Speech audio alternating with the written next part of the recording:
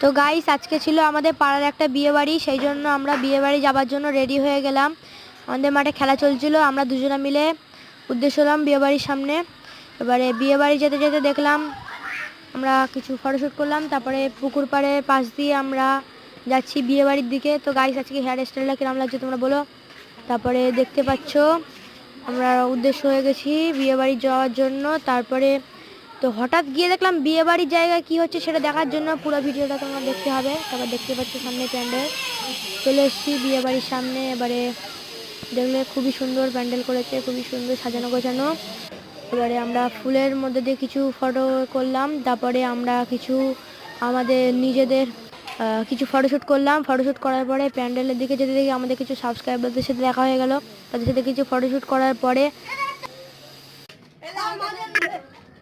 তারপরে আমরা ওইদিকে গেলাম। তারপরে প্যান্ডেল ভালো করে ঘোরার পরে গিয়ে দেখছি আজকে বিয়ে না, আজকে হচ্ছে গায়ে হলুদ। আমরা গাইস পুরো অবাক হয়ে গেলাম। Thank you.